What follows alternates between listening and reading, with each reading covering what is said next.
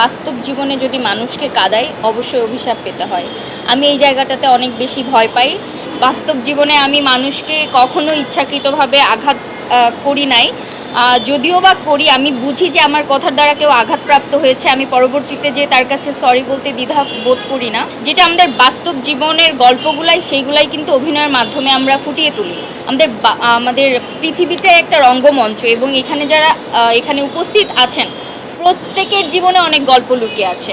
এই যে ভাই, আপনি আমাকে কোশ্চেনটা করছেন, আপনি আজকে সকাল থেকে এই পর্যন্ত আপনার জার্নিতে কতগুলা দুঃখের গল্প আছে, এটা আপনি ছাড়া আমরা কেউ জানি না। সো এইটাই হচ্ছে কথা, যে প্রত্যেকটা মানুষের জীবনে দুঃখের গল্প এত বেশি। এই গল্পগুলোকেই আমরা যখন প্রেজেন্ট করি অভিনয়ের মাধ্যমে, তখন মানুষ আমাদের সাথে কানেক্ট করতে পারে। আর মানুষকে কাঁদানো অভিনয়ের মাধ্যমে এত সহজ না আমি মনে করি।